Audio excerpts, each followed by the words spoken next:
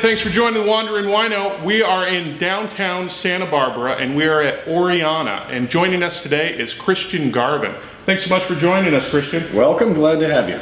So tell us a little bit of history about this building here that we're in Santa Barbara. Well, we are in a historic tire shop for 45 years. 40 years, I was to check the date myself. This was Bob Bolivar's tire shop. You can tell by the architecture, it definitely has that 1950s kind of style to it.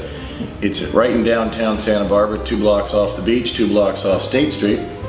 7 years ago, this 4th of July, I was driving by. I had sold one wine business, my interest in the business there, and was start looking for a place to base the new business. But I like to say that the facility created the business rather than the business looking for a facility. I kept, at that time, though 7 years doesn't sound like a long time, this area of town was pretty run down. Since then it's become quite vibrant. But across the street is the Santa Barbara Winery from 1962, I believe, the first winery in Santa Barbara, in the entire Santa Barbara area, since after Prohibition, that is. I knew that there was potential here.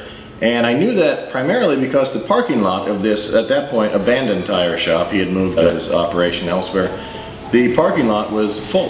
And I kept thinking, why is that parking lot full every time I drive by on my way to get a cup of coffee down the street? And so I stopped and looked one day and realized everybody was parking here, going over to Santa Barbara Winery.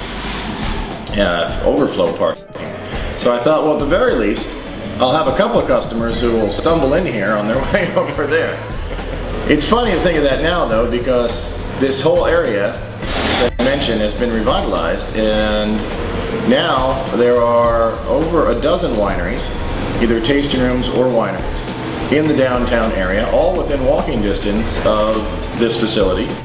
And it becomes a day trip for many people, rather than having to go up and over the hill there to the St. Inez Valley, which is also worthwhile, of course, but it allows you to kind of break up your trip, spend a day in the valley, spend a day down here, and down here, again, you can walk everywhere, and you can get, you know, to all the local attractions, such as the beaches, the piers, the restaurants, and shopping along State Street.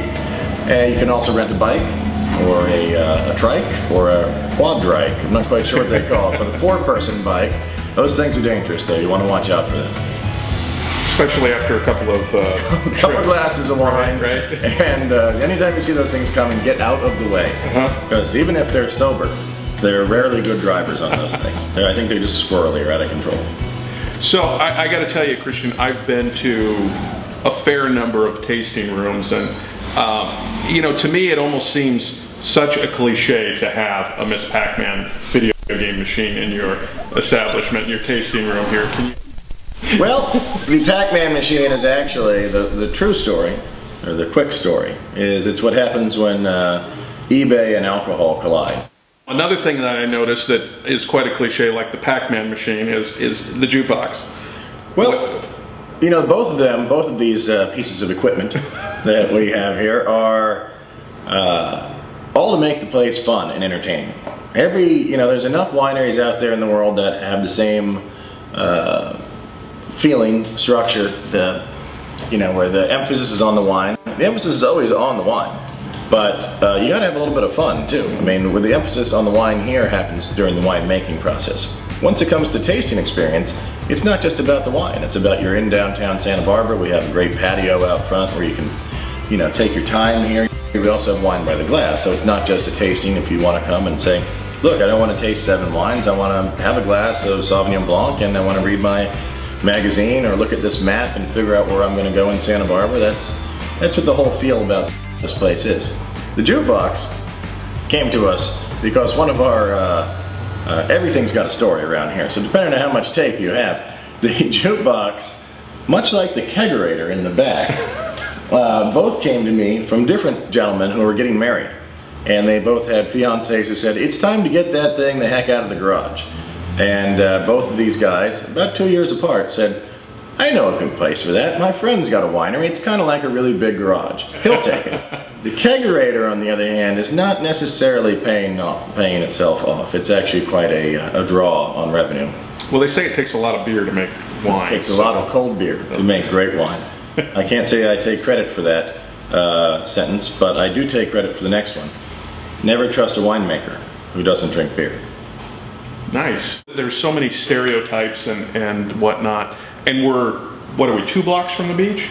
That is correct. So, has anybody actually come in with a surfboard or just come from the beach or anything like that? Yeah, it actually happens more often than you think. Ideally, they towel off before they come in, but that's considerate. We do have Channel Island Surfboards, which is a legendary surf manufacturing shop. I'm looking at it right now over your shoulder. It's about a block away on the other side of the railroad tracks, and that's a mecca for surfers and surf enthusiasts alike. Last week I had a guy show up in half a wetsuit. He had stripped down halfway and put on a t-shirt. I really appreciate it, and every time that I've come in is the customer experience that you offer to people. It's not just your standard tasting room. You've got a lot of really neat things here, and there have been many times where I've been able to ride the coattails of a barrel tasting. That is correct, yep. There's so many times that I've been a part of that, and that's one of those things that, to me, coming in to experience really just is something memorable that stands out that I appreciate, and I think that anybody wanting to come and check out Oreana is appreciated.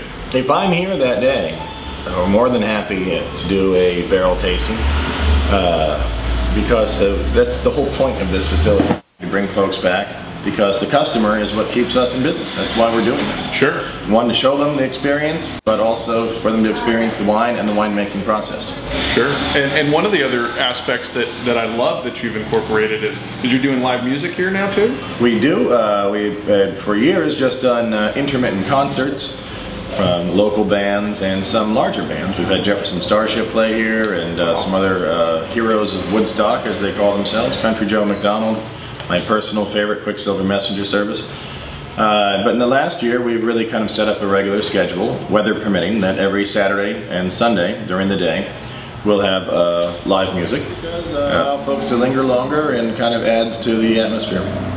Yeah, I love it, because so many places you go and you can taste, and then that's kind of it. It's go and hit the trail. But you know, with your patio that you have and the live music and being able to get wine by the glass, I think it's a great experience, and I think it's a great opportunity. If anybody wants to come out and check out Oreana, Christian Garvin, this is a great spot. It's a lot of fun. I mean, they have a Miss Pac-Man machine.